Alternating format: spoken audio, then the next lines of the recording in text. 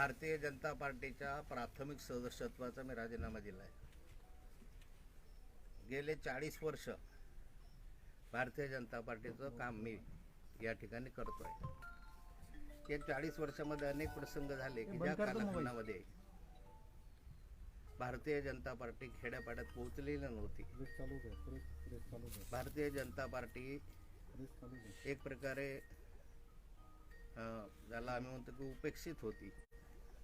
अशा कालखंडापासून गोपीनाथ मुंडे असतील, प्रमोद महाजन आहेत, नितीन गडकरी असतील, नासा फरांदे होते, भाऊसाहेब फुंडकर, सुधीरभाऊ नंतर मुनगंटीवार, असे कितीतरी नेते ज्याचं नाव मला सांगता येईल.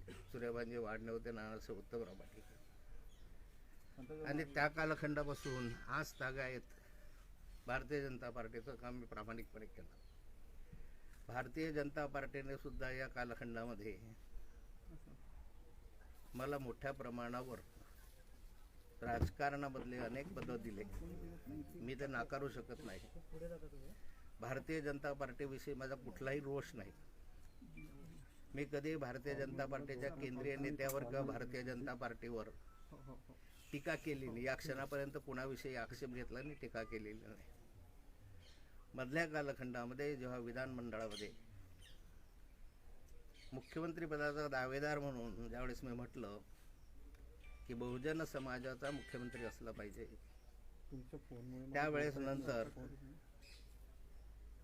त्यावेळेस नंतरच्या कालखंडामध्ये जे काही प्रकरण घडले ते सर्व महाराष्ट्राला माहिती आहे. या ठिकाणी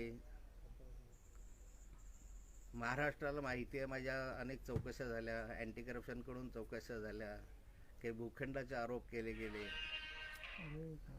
आणि अगदी अलीकडच्या कालखंडामध्ये माझ्यावर एक खोटा विनयभंगाचा खटला सुद्धा दाखल करण्यात आला. श्रीमती दमानिया यांनी माझ्यावर त्यांचा विनयभंग केला म्हणून माझ्यावर एक खोटा दाखला पोलीस स्टेशनला दाखल केला. पोलीस त्यावेळेस दाखल करायला तयार नव्हते. त्यांनी रात्रभर गोंधळ घातला पोलीस स्टेशनला. फक्त त्यानंतर देवेंद्रजींना त्यांनी फोन केला आणि देवेंद्रजींनी स्वतःहून पोलीस स्टेशनला गुन्हा नोंद करायला सांगितलं. वास्तविक अशा स्वरूपाचे खोटे गुन्हे नोंद करायला सांगणं म्हणजे एक प्रकारे त्यांनी सांगायला पाहिजे सत्य आहे ते करा. घटना कुठली ज्याच्यामध्ये दुरान्वय संबंध नाही असा म्हणून तो खटला मी आता त्या खटल्यानं नुकतंच मी आता 15 दिवसापूर्वी बाहेर आलेलो आहे. म्हणजे छळ किती करावा याला काही मर्यादा राहिल्या नव्हत्या. तरी इतके दिवस मी ते सहन करत आलेलो आहे. आणि यामधून इतक्या दिवसामध्ये जे माझ्यावर भ्रष्टाचाराचे आरोप झाले, ज्यांनी माझ्यावर ॲलिगेशन्स केले, माझा दावा आहे की त्या कालखंडातलं सगळं रेकॉर्ड काढावं, विधानमंडळामधलं रेकॉर्ड काढावं. एकाही राजकीय पक्षाने, एकाही काँग्रेस, राष्ट्रवादी, शिवसेना, शेतकरी संघटना असेल का कोणत्याही राजकीय पक्षाने माझ्या राजीनाम्याची मागणी केलेली नव्हती, माझ्या चौकशीची मागणी केलेली नव्हती. अशी जर विधानमंडळामध्ये कुणी आक्षेप घेतला असेल, चौकशी करा असं म्हटलं असेल, असे जर खरं असेल तर मी एका मिनिटामध्ये राजकारण सोडायला तयार आहे. कुणीही माझ्या चौकशीची मागणी केलेली नसताना माझा राजीनामा घेतला गेला. आणि जे काही घडलेलं आहे आता याच्यात परत मी पुनरावृत्ती करत नाही. मी पक्षासाठी माझं उभं आयुष्य घालवलं आणि अशा कालखंडात घालवलं की जे दगडं खाल्लेत, धोंडे खाल्लेत, लोक आमच्या याच्यावर थुंकले, मारलं, माझ्यातून वाळीत टाकलं गेलं. अशा कालखंडातून आम्ही काम केलं. तर पक्षासाठी 40-40 वर्ष आम्ही त्या ठिकाणी काम केलं. म्हणजे असं नाही आहे की पक्षाने तुम्हाला काय कमी दिलं, त्याच्यापेक्षा कितीतरी अधिक. आता होऊन आपल्या जीवनाचा 40 वर्ष दिले त्यासाठी.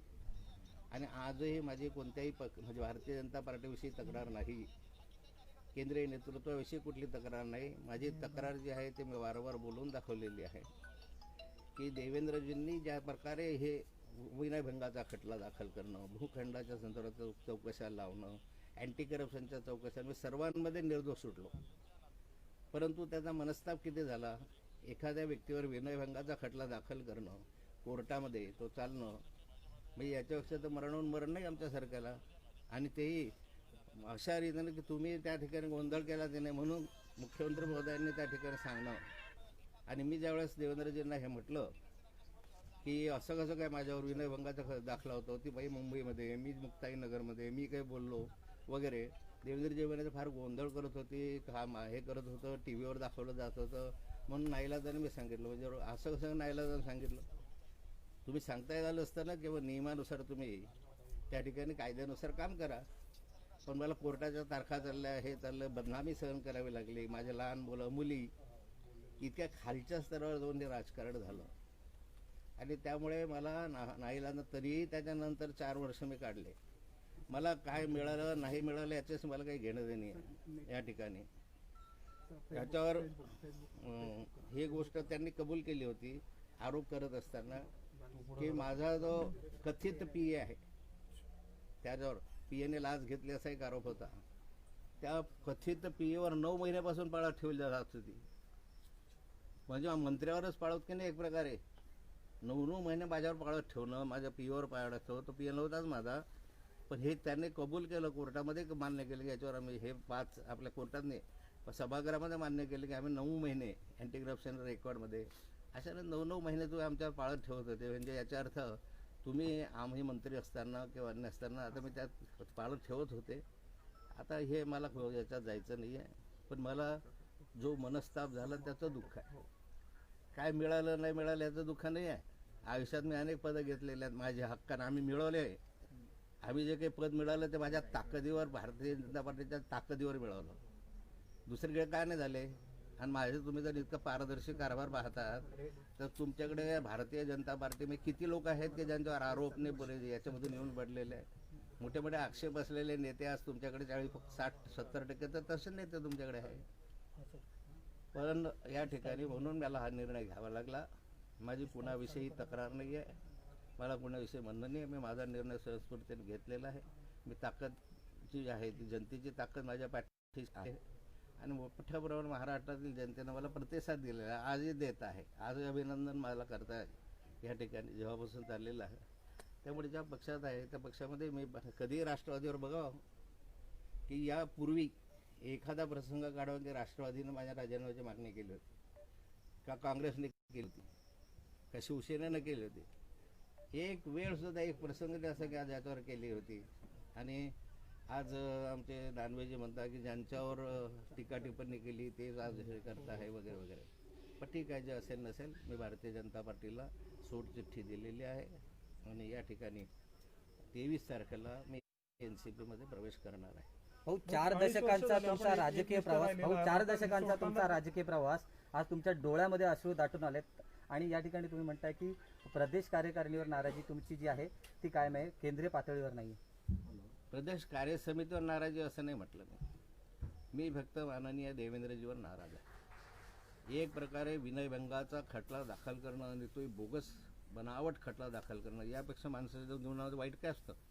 इज्जत घेण्यासारखा प्रकार आहे ना. आणि त्याच्यासाठी मुख्यमंत्र्यांनी फोन करणं हे तर त्याच्यापेक्षा जास्त वाईट आहे ना. त्यांनी नाही म्हणावं की मी असा फोन केला नाही, कारण मी देवेंद्रजीकडे स्वतः गेलो होतो. स्वतः घेऊन त्यांना म्हटलं की असं कसं काय माझ्यावर खटला दाखल करता, हा खोटा चुकीचा तुम्हाला माहिती आहे. ते म्हणे होती फार गोंधळ करत होती. मग म्हटलं गोंधळ करत होते, पोलीस स्टेशनला झोपली काय, रात्र हे केलं काय, त्यांचं 353 का नाही दाखल करत म्हटलं. त्यांचे त्या दमानिया मॅडमवर 353 दाखल केला नाही, परंतु माझ्यावर 509 दाखल केला. आणि जीवनामध्ये समजा ठीक आहे भ्रष्टाचाराचे आरोप असतील, अन्य असतील, ते असतील त्याच्या, परंतु सर्वात दुःख देणारी गोष्ट आहे की विनयभंगाचा खटला दाखल केला. मी परवा दिवशी 4 दिवस म्हणजे मागच्या 8-10 दिवसापर्यंत निघालो बाहेर. पण निघालो नसतं तर 3 वर्ष जेलमध्ये गेलो असतो. त्याच्यापेक्षा आयुष्यभराची बदनामी घेऊन गेलो असतो ना. म्हणजे ह्या गोष्टी मला न आवडणाऱ्या होत्या. मला पद मिळालं नाही मिळाल्याचं दुःखाने मला कुठे आजपर्यंत इतके पदं मिळालेले आहेत आणि ते माझ्या ताकदीनं मी मेहनत केली, रात्रीचा दिवस केला, कष्ट घेतले आणि म्हणून आम्ही पद स्वतः मिळवलं, आमच्या ताकदीने मिळवलं, यांच्या उपकाराने मिळवलं. जे आता तुम्ही मंत्रिमंडळामध्ये घेतले होते, जे तुम्ही आता पदावर तुमचे माणसं, यांचं काय योगदान आहे भारतीय जनता पार्टीमध्ये. मी यांनाच विचारणार आहे की जे काही तुम्ही आता आणले होते, मागे मंत्री केले अनेकांना, मागे आता तुम्ही अनेकांना आता पदं दिले आहेत, ह्यांचं भारतीय जनता पार्टीमध्ये काय योगदान आहे. आत्ता घेतलं पार्टीमध्ये कोणाला मंत्री केलं, आता घेतलं पार्टीमध्ये कोणाला विरोधी पक्ष नाही, तर आत्ता घेतलं पार्टीमध्ये त्यांना त्या ठिकाणी केलं, हे दिलं. आम्ही तर 40 वर्ष घातले, काही पदासाठी लाचार नव्हतो आम्ही. परंतु दुःख या गोष्टीचं आहे इतके भ्रष्टाचाराच्या आयुष्य घातलं 40 वर्षात.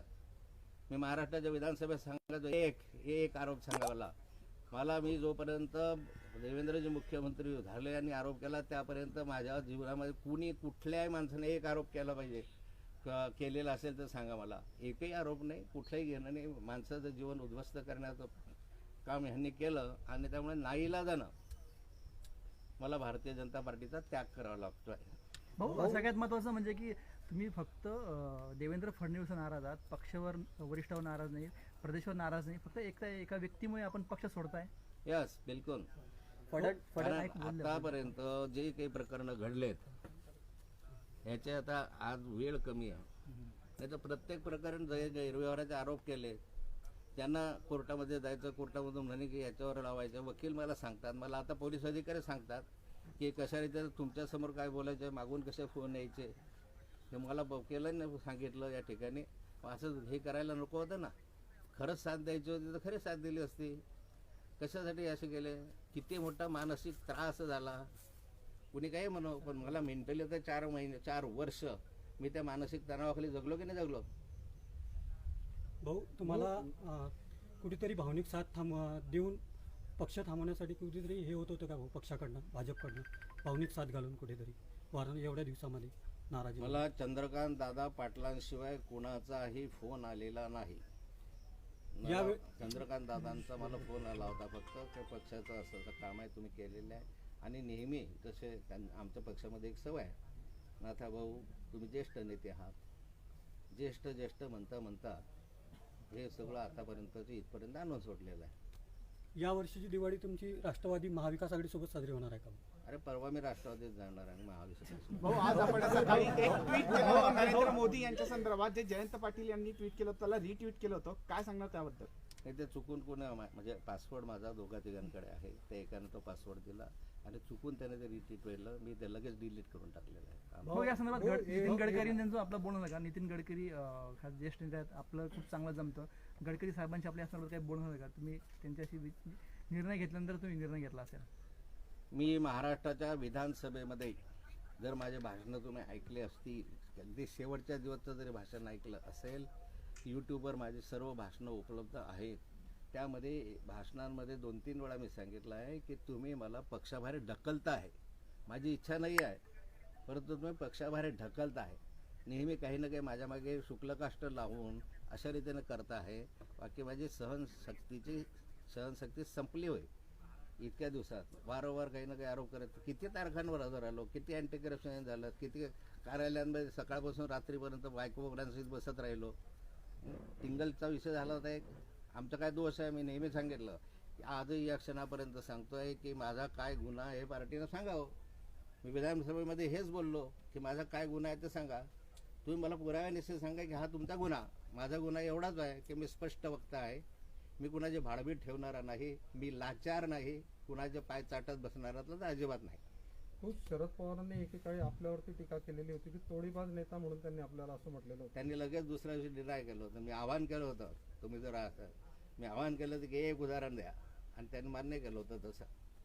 भाऊ आपण राष्ट्रवादीमध्ये प्रवेश केलेला आहे, आपल्यासोबत किती आमदार खासदार असतील? एकही आमदार एकही खासदार माझ्या बरोबर नाही. रक्षाताई आणि रोहिणीताईंबद्दल काय सांगा? नाही, रोहिणीताई जिल्हा बँकेच्या चेअरमन, रक्षाताईचा निर्णय त्यांनी काय निर्णय घ्यावा त्यांचा प्रश्न आहे या ठिकाणी. पण रक्षाताईने मला सांगितलं मी भाजप सोडणार नाही आहे अशा रीतीनं. असे अनेक प्रसंग आपल्याकडे आहे. ज्योतिरादित्य सिंधिया, माधवराव सिंधिया वगैरे उदाहरण आहे. आता विखे पाटलांचं उदाहरण आहे, त्यांची बायको जिल्हा परिषदचे अध्यक्ष काँग्रेसची. अशी शेकडो उदाहरणं आपल्याकडे आहे. त्यामुळे त्यांची इच्छा होईल तेव्हा पण मी माझा निर्णय स्वतः घेतलेला आहे. त्या ठिकाणी मी कोणत्या पक्षावर कोणत्या चिन्हावर निवडून आलेलो नाही आहे माझा. भाऊ तुम्ही समाधानी आहात का? आता हे एकंदरीत 40 वर्षापर्यंत तुम्ही भाजपशी एकनिष्ठ झालेले आहेत, आता तुम्ही राष्ट्रवादीत जात आहेत, कुठेतरी मनात बोचतंय? निश्चित खंत आहे. भारतीय जनता पार्टी सोडण्याच्या वेदना आहे. परंतु आज अशी स्थिती आणली की इतक्या खालच्या स्तरावर जर राजकारण त्यांनी गेलं असेल की एखाद्या महिलेला पकडायचं आणि माझ्यावर विनयभंगाचे खोटे दाखले करायचे, तर अशा लोकांबरोबर कठीणच आहे ना अशा व्यक्तीबरोबर काम करणं. आज विनयभंगाचा दाखला केलेला, उद्या बलात्काराचा होईल आरोप. भाऊ काही राष्ट्रवादीने काही दिवसामध्ये आश्वासन दिलं का? आपलं या भाजपाचे जे महाजन आहे यांच्याशी काही बोलणं वगैरे झालंय का गिरीश महाजन या संदर्भात विषय? माझी कोणाशी चर्चा झालेली नाही. चंद्रकांत दादा पाटलांचाच फोन होता. राष्ट्रवादीने काही आश्वासन दिलं आपल्याला पक्ष देण्याच्या संदर्भात? आश्वासन कुठलेही मला दिलेलं नाही आणि मला जे आवश्यक काही वाटत नाही. आमची ताकद आहे आज. नाही भाऊ, अशी चर्चा येते की राष्ट्रवादीच्या कोट्यातलं काही मंत्रीपद आपल्याला कृषी देण्यात येणार मंत्रीपद आहे. आपल्याला मिळणार आहे. अशी काही कोट्यातलं इथं तेच सांगू शकतील, मी कसं सांगणार. एवढा मोठा निर्णय घेतल्यानंतर काय आपलं काही बोलणं झालं असेल शरद पवारांशी आणि जयंत पाटलांशी, त्याशिवाय मला कुठलेही बोलणं, मला मी सांगितलं तुम्हाला की पदाच्या अपेक्षेने मला काही जाणं बिणं नाही आहे. मला पद माहिती तर इथे मला मिळालं असतं या ठिकाणी. पद नाहीतरी मी सांगितलं ताकदीनं मिळवलेत. आजपर्यंत आमच्या जिल्हा बँका असतील, युथ फेडरेशन असतील, हे आमच्या ताकदीने मिळवलेले. त्या सहकारातल्या संस्था आहे. हे घराणेशाही नाही त्याच्यामध्ये. आज घराणेशाही म्हटलं तर फक्त मी खासदार आमदार एवढे दोघं सोडले तर आमच्या घरात ज्या पद आहेत ते काँग्रेस, राष्ट्रवादी, शिवसेनेच्या भाजपच्या बळावर आहे. हे भाजपचे 2 तर मेंबर महानंदामध्ये, जळगाव जिल्हा मध्यवर्तीमध्ये बँकेमध्ये 6-7 भाजपचे आहे. ते मी आमच्या ह्याच्यात घेतले म्हणून आहे. बाकीचे काँग्रेस, राष्ट्रवादी, शिवसेना त्यांच्या याच्यावर झाले. 100 वर्षामध्ये पहिल्यांदा भारतीय जनता पार्टीच्या विचाराचा माणूस जिल्हा मध्यवर्ती बँकेमध्ये आज चेअरमन झाला. हे एक सुद्धा आणू शकले नाही. 27 वर्ष मीच फक्त डायरेक्टर आहे. एखादा दुसरा डायरेक्टरच्या पलीकडे काही आलेच नाही. ज्या सहकारी संस्था आणल्या त्या आमच्या ताकदीवर इतरांशी तडजोड करून पॅनल लढून आणलेले आहेत. त्या काही कोणाचे उपकाराने आले नाही. हे काही घराणेशाहीनं नाही आलं आहे माझ्याकडे त्या ठिकाणी. आणि आता आणून दाखवा म्हणा, एक जिल्हा बँकेचा चेअरमन करून द्या, मी आयुष्यभर लाचारी करेल तुमची. भाऊ, फडणवीसांचं ड्रीम प्रोजेक्ट असलेल्या जलयुक्त शिवाराची SIT चौकशी लावली आहे राज्य सरकारने. भाऊ, मैं हिंदी में एक सवाल पूछ रहा हूं महानगरपालिका कि क्या आपने भाऊ, जळगावमध्ये महापालिका आहे. इस्तीफा दे दिया है? क्या? भाजपा से इस्तीफा दिया है आपने हाँ, भारतीय जनता पार्टी से मैं प्राथमिक सदस्यत्व का राजीनामा दिया. और अभी एनसीपी ज्वाइन कर रहे हैं? अभी एनसीपी 23 तारीख को ज्वाइन करने वाला हूँ. क्या कारण रहे भाऊ आपको इतना बड़ा परिवर्तन करना? 40 साल से भारतीय जनता पार्टी का काम मैं करते आए हूँ. ऐसी स्थिति में काम किया हमने कि जहाँ हम लोगों को पत्थर मारते थे, हमारे ऊपर थूकते थे, पत्थर भी मारने के बाद हम लोगों को कभी कभी बहिष्कृत कर देते थे. ऐसी जगह से हम लोगों ने काम किया पार्टी का. और काम करते करते करते मेहनत के साथ हाँ, ठीक है. सभी लोग आते गए, वो 4 बार चलता गया, बड़े हो गए. भारतीय जनता पार्टी का यहाँ पूरा हमारे एरिया में एक MP, MLA सब चुन के आने लगे. और इतने 40 साल के बाद जब भी सरकार आई भारतीय जनता पार्टी की, तो मुझे भी मंत्री बनाया गया, मंत्री पद से निकाला भी गया. ये सब हुआ, पर ये पार्टी ने हम लोगों को दिया तो हमारी मेहनत थी. 40-40 साल की हमारी ताकत थी, मेहनत थी. ऐसा फुकड़ में हम लोगों को नहीं दिया. तो सर ये बोलते हैं कि पार्टी ने तुमको बहुत सारा दिया, मानता हूँ, पर क्या दिया पार्टी ने? तो उससे ज़्यादा हमने सफ़र किया ना, व्यक्तिगत जीवन सफ़र किया. एक अकेला लड़का चले गया, उस समय पार्टी के छोड़ना चाहता था कि घर पर बैठो, उस समय छोड़ दिया और फिर से काम में लग गया. कई ऐसे प्रसंग हुए जिंदगी में. पर आखिरी ये है कि भारतीय जनता पार्टी के से जो मुझे अपेक्षा थी कि विधानमंडल में जब मेरे ऊपर एलिगेशंस हुए, तो एलिगेशंस के टाइम एक भी पार्टी ने, मतलब शिवसेना, कांग्रेस, NCP, एक भी पार्टी ने मेरे राजीनामे की मांग नहीं की थी. राजीनामा तो छोड़ो, इंक्वायरी की भी मांग नहीं की थी. अगर ऐसा होगा तो मैं राजनीति से संन्यास ले लूँगा. उल्टा उनको मालूम था कि जानबूझ के इस आदमी को तकलीफ दे रहे हैं, और इस कारण ऐसा हुआ. और इस अभी 4 साल में घर पे बैठा हूँ. मेरे ऊपर कई आरोप किए. एंटी करप्शन की 2 बार इंक्वायरी की. नासिक के एंटी करप्शन ने किया, पूना के एंटी करप्शन ने किया. कुछ निकला ने क्लोजर दिया है, कोर्ट में क्लोजर दिया. इनकम टैक्स की भी बड़ी इंक्वायरी हो गई. पूरे ऐसे इंक्वायरी होती है तो बच्चे के साथ पूरे की पूरी फैमिली कार्यालय में बैठी थी जाके. मेरी कितनी मानहानि होती थी. और उसके उपरांत ये तो ठीक है जो हुई, ये तो सारे निर्दोष छूट गए, पूरे के पूरे निर्दोष छूट गए. और उसके बाद में एक महिला का झूठा विनय भंग का खटला, मतलब महिलाओं को छेड़खानी का मुझे ऊपर आरोप लगाया. उस दिन जिस दिन ये आरोप मुझ पर लगा और जिस दिन पुलिस स्टेशन में केस नेंद हुई, उस दिन दमानिया करके एक लेडी है, उन्होंने मेरे ऊपर ये आरोप लगाया. आरोप लगाने के बाद सांता क्रूज पुलिस स्टेशन में जाके उसने दंगा किया, रात भर दंगा किया. आखिर उस समय उसने सीएम से भी बात किया और सीएम ने पीआई को बताया कि भाई इसका नोन करो, एफआईआर कर दो। उसके बाद जब मुझे पता चला, वहाँ के पीआई ने मुझे बताया, डीसीपी ने, कि सीएम साहब का फ़ोन था, हम क्या करें। तो मैं सीएम साहब के पास गया और उनसे मैंने पूछा कि ये तो बहुत गलत, झूठा तुम मुकदमा दखल करते मेरे ऊपर, वो भी विनय भंग का, छेड़खानी का। तो बोले क्या करे, वो रात भर दंगा करती थी। मैं बोला निकाल लेंगे, बाद में पीछे ले लेंगे। ऐसा बोले बदनामी इतनी हुई। और उसके बाद में चलो कोर्ट में खटला चला, अभी 8-15 दिन पहले वो मैं भी उसके बाहर निकल गया उसके कारण। पर इतनी निचले स्तर पर राजनीति, इतनी निचले स्तर पर, और ये राजनीति एक आदमी करता था। और इसके कारण मैं तो बहुत दिनों से नाराज़ था।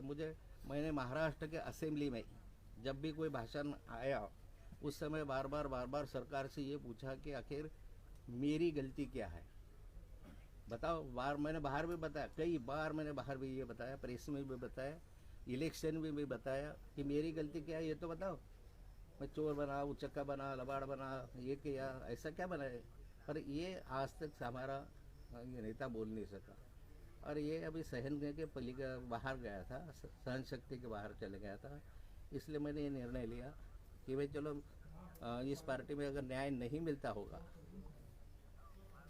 तो ये पार्टी में रहना छोड़ना, ये विचार मेरे मन में आया। मैं कभी पार्टी छोड़ने के लिए विचार कभी नहीं किया था। मेरा पार्टी पर, भारतीय जनता पार्टी पर कभी रोष भी नहीं था। भारतीय जनता पार्टी के बारे में या भारतीय जनता पार्टी के आला नेताओं के बारे में मैंने आज तक एक शब्द भी गलत नहीं निकाला। मेरी निष्ठा भारतीय जनता पार्टी पर थी। और इस खाली एक आदमी ने मुझे जो तकलीफ दी बार बार, और जब भी मैंने ऊपर इसके बारे में कंप्लेन भी की खुद जाके, तो मेरे को न्याय नहीं मिला। तो मुझे लगा कि भाई वरिष्ठ नेताओं के पास भी मुझे निर्णय न्याय नहीं मिलता, नीचे तो तकलीफ ही तकलीफ है। इसलिए भारतीय जनता पार्टी के हम आज त्याग करते हैं। भाऊ, सगळ्यात महत्त्वाचं म्हणजे भाजप वाढवण्यात तुमचे मोठा हात आहे 40 वर्षापासून. आता राष्ट्रवादी तुम्हाला वाढवायची, राष्ट्रवादीचं कसं प्लॅनिंग असेल तुमचं उत्तर महाराष्ट्र किंवा महाराष्ट्र वाढवण्यासाठी? अजून राष्ट्रवादीत गेलो नाही ना, करणार आहे, केले भाऊ, ना. देवेंद्र फडणवीस जे आहे त्यांनी सातत्याने आपल्यावर आरोप केले. आपण मी त्यांना आता थेट बोललेले आहात. त्यांच्यासोबत अन्य काही नेते वाटतात का आपल्याला भारतीय जनता पार्टीचे, जे आपल्याला त्रास दिलेला? नाही, मला त्रास देण्याचा प्रश्नच नाही. ज्यावेळेस नेताच त्रास देतो आहे तर बाकीचे असतात मागे, त्याचं काय. तो सिंचन घोटाळ्याच्या संदर्भात बैलगाडीवर पुरावे असल्याचं म्हटलं होतं, त्याच्या विधान परिषद आपण आरोप केला होता की आपल्या कन्या रोहिणी खडसे यांना पाडण्यासाठी भाजपाचीच काही मंडळी आहेत, त्यांची आपण काही नाव सांगू शकाल आता? भारतीय जनता पार्टीच्या माध्यमातून रोहिणी खडसे यांना विधानसभेचं तिकीट देण्यात आलं आणि त्यावेळेस निवडून कशी येणार नाही अशी पण व्यवस्था करण्यात आली. ज्यांनी भारतीय जनता पार्टीच्या पदाधिकाऱ्यांनी निवडणुकीमध्ये विरोधामध्ये प्रचार केला, उघड विरोधात केला, अशांचे नावं पुराव्यानिशी, व्हिडिओ, कॅसेट, CD आणि ह्याच्या पुराव्यानिशी मी माननीय चंद्रकांतदादा पाटलांना दिले.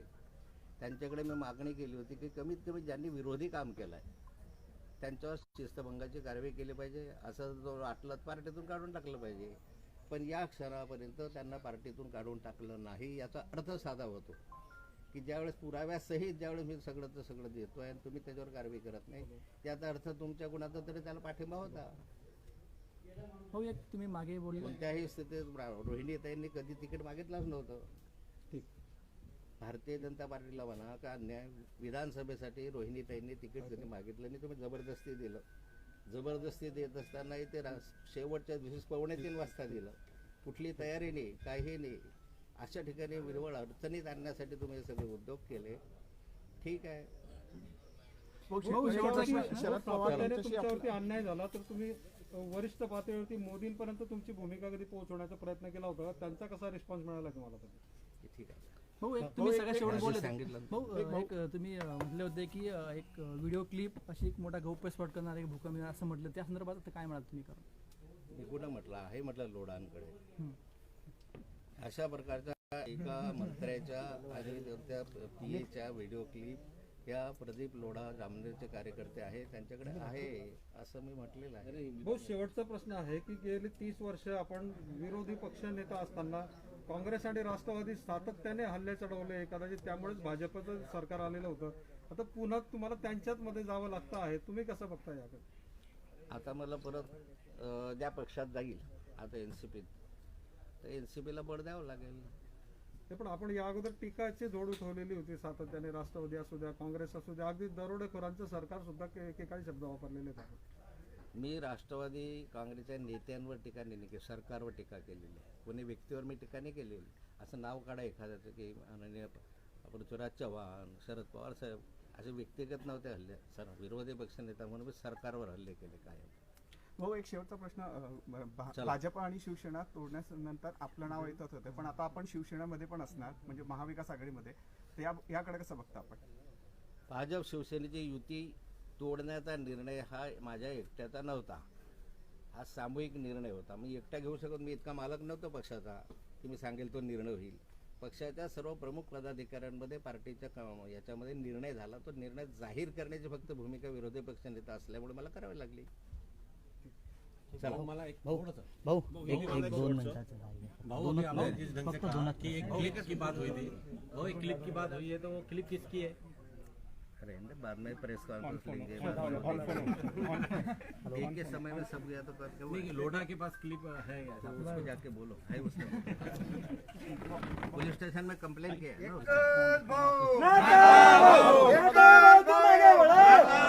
हमारा नेता कैसा हो, हमारा नेता कैसा हो, आगे बढ़ो, हम तुम्हारे साथ हैं। तुम आगे बढ़ो, हम तुम्हारे साथ हैं। तुम आगे बढ़ो, हम तुम्हारे साथ हैं। उद्या निघणार का? उद्या निघणार मुंबईला. तुम आगे बढ़ो,